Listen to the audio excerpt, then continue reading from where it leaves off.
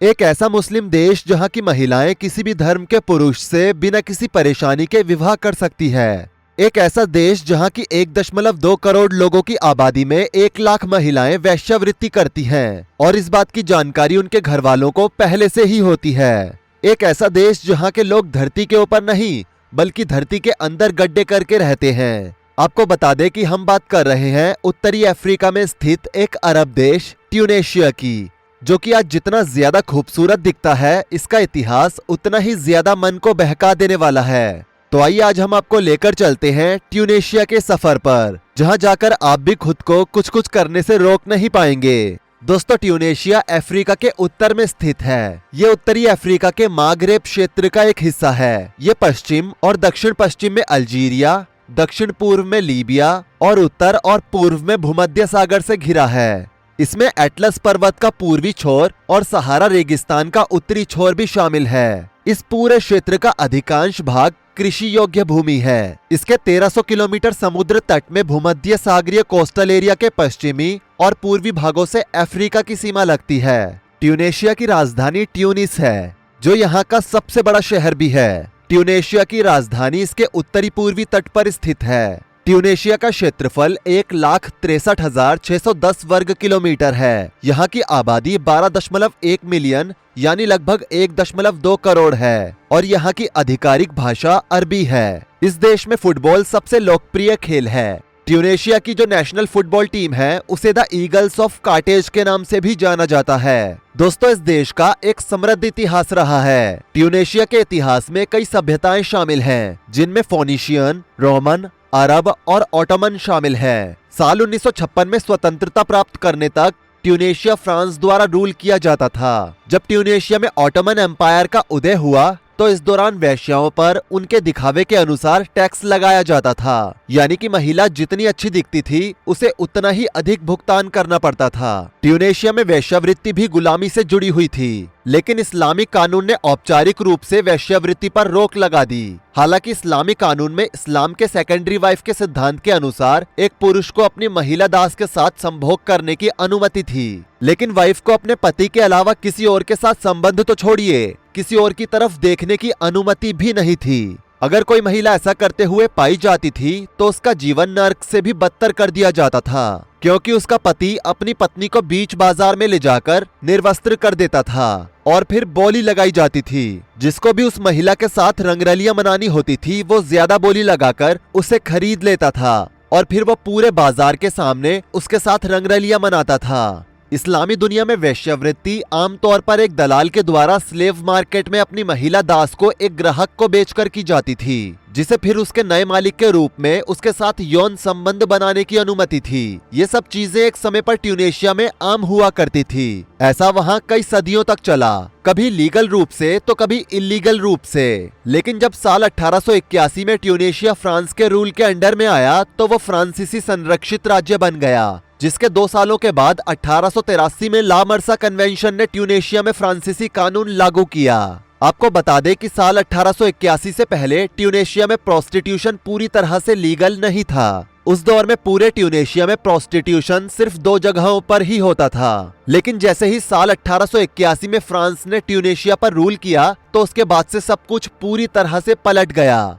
दोस्तों, आपको बता दें कि फ्रांस दुनिया के उन चुनिंदा देशों में से एक है जहां पर प्रोस्टिट्यूशन और ओपन सेक्स हमेशा से लीगल था और उस समय भी फ्रांस में वैश्यालय और वेश्यावृत्ति कानूनी थी और इसीलिए ही फ्रांस सरकार ने ट्यूनेशिया में भी इसे पूरी तरह से लीगल कर दिया। और साल 1882 में ट्यूनेशिया का पहला ब्रोथल मैशन डी टॉलरेंस आम लोगों के लिए खोला गया, जिसके बाद साल 1889 में एक इक्वेलिटी सिस्टम शुरू किया गया और वेश्याओं के लिए वीकली मेडिकल चेकअप अनिवार्य कर दिया गया था, यानी हर 15 दिनों में वहां मौजूद सभी वेश्याओं को ऐसा करना कंपलसरी कर दिया गया था, ताकि सिफिलिस के प्रसार को रोकने की कोशिश की जा सके। आपको बता दें कि सिफिलिस एक बैक्टीरियल इन्फेक्शन है जो कि दिन में कई बार अलग अलग लोगों के साथ संभोग करने से फैलता है। और दोस्तों, ये वो दौर था जब सिफिलिस पूरे यूरोप और गल्फ कंट्रीज में तेजी से बढ़ रहा था और इसीलिए वहां काम करने वाली वेश्याओं को हर 15 दिनों में चेकअप करवाना जरूरी होता था, ताकि ये रोग और ज्यादा लोगों तक ना पहुंच पाए। ऐसा वहां पर कई सालों तक चलता रहा। जब तक कि वहां की सरकार ने साल 1942 में एक आयोग नहीं गठित किया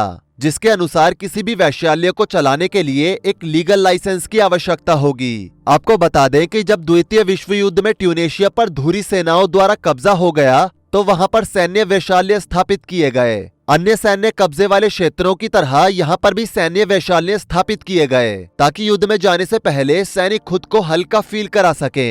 इन वैश्यालयों में अक्सर नजरबंद यहूदी लड़कियों का इस्तेमाल किया जाता था। साल 2011 की जैस्मिन क्रांति से पहले ट्यूनिस, स्फैक्स, सोस, गैप्स और कैरवन सहित 12 क्षेत्रों में लगभग 300 लीगल प्रोस्टिट्यूट थे।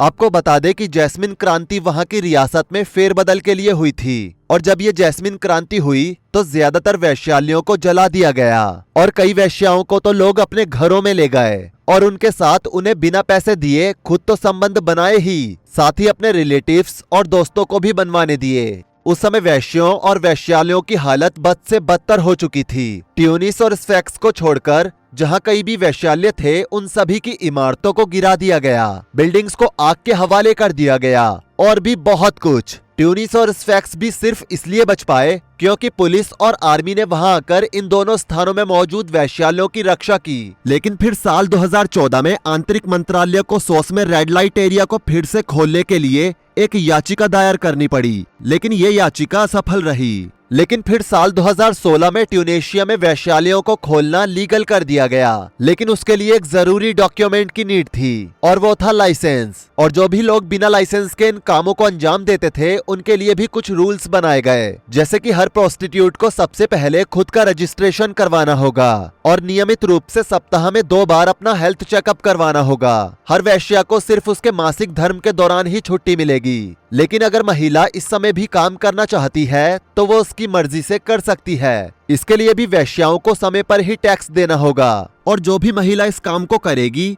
वो इसके अलावा किसी और काम को नहीं कर सकती। ऐसा करने पर उसे सजा देने का प्रावधान बनाया गया। और एक सबसे महत्वपूर्ण नियम ये था कि वैश्यालय की मुखिया स्त्री को होना चाहिए जिसकी उम्र 35 के आसपास होनी चाहिए और उसे अपने पति से अनुमति लेनी होगी कि वो इस काम को ऑपरेट करने जा रही है। इन रूल्स के अलावा जो महिलाएं इशारों या शब्दों से खुद को राहगीरों के सामने पेश करती है या कभी कभी ही वैश्यावृत्ति में लिप्त होती है तो उन्हें 6 महीने से लेकर 2 साल तक की कैद और 20 से लेकर 200 दिनार तक का जुर्माना लगाया जाएगा। इनमें से किसी भी महिला के साथ यौन संबंध बनाने वाले हर व्यक्ति को सह अपराधी माना जाता है और उसे उसी सजा से दंडित किया जाता है जिससे महिला को किया जाता है। दोस्तों, ट्यूनेशिया दुनिया के उन देशों में से एक है जहां लोग दुनिया में सबसे खुशमिजाजी माने जाते हैं, लेकिन यहाँ के लोगों से बात करने के लिए आपको अरबी भाषा आनी चाहिए क्योंकि यहाँ की मातृभाषा अरबी है। हालांकि यहाँ कहीं कहीं पर फ्रेंच भी बोली जाती है। ये दुनिया के उन चुनिंदा मुस्लिम देशों में से एक है जहां पर गांव या शहर दोनों जगहों पर पढ़ाई लिखाई पर ध्यान दिया जाता है। तभी तो यहाँ का लिटरेसी रेट लगभग 80% के आसपास है और अन्य मुस्लिम कंट्रीज की तरह यहाँ की महिलाओं को किसी तरह की कोई रोक टोक नहीं है। यहाँ पर आपको जज से लेकर ऑफिसर्स तक और मिनिस्टर्स से लेकर हाउसवाइफ तक हर जगह आपको महिलाओं का उतना ही बोलबाला देखने को मिलेगा जितना पुरुषों का। इतना ही नहीं दोस्तों, अब तो ट्यूनेशिया सरकार ने अपने यहाँ की महिलाओं को गैर धर्म में भी शादी करने की इजाजत दे दी है। जी हाँ दोस्तों, आपने बिल्कुल सही सुना। एक तरफ जहाँ अरब देशों और बाकी मुस्लिम कंट्रीज में शादियों को लेकर काफी सख्त कानून होते हैं, तो वहीं ट्यूनेशिया गैर धर्मों में शादी की इजाजत देकर एकमात्र ऐसा देश बन गया है जो दूसरे धर्मों में शादी को मान्यता देता है और इस पर बैन नहीं लगाता। हालांकि पहले ट्यूनेशिया ऐसा नहीं था। साल 2017 से पहले ये भी दूसरे इस्लामिक देशों की तरह ही था, लेकिन साल 2017 में तत्कालीन राष्ट्रपति बेजी कैड एसेप्सी ने एक नया कानून लागू कर महिलाओं को ये अधिकार दे दिया। यानी कुल मिलाकर हम कह सकते हैं कि इस देश में महिलाओं का काफी सम्मान किया जाता है। तभी तो यहाँ की सरकार ने ऐसे कई कानून बनाए हैं जो कि इसे बाकी इस्लामिक राष्ट्रों से अलग बनाते हैं, जैसे कि यहाँ पर मर्द एक से ज्यादा शादी नहीं कर सकता। दोस्तों, ट्यूनेशिया में जब से नए रूल्स इंट्रोड्यूस हुए हैं तभी से यहाँ पर लव मैरिज के रेशो में काफी चढ़ाव देखने को मिला है। यहाँ के लोगों की नई सोच ये है कि इंसान को शादी से पहले अच्छे से जान लो और अगर दोनों की सोच, विचार और वाइब्स मैच करें तभी शादी करो। वैसे दोस्तों, आज तक आपने लोगों को जमीन पर घर बनाकर उनमें रहते हुए देखा होगा, लेकिन ट्यूनेशिया में एक ऐसी जगह भी है जहां पर लोग अंडरग्राउंड रहना पसंद करते हैं। जी हाँ दोस्तों, इस जगह का नाम है माटमाटा। इस जगह का नाम है मैटमाटा,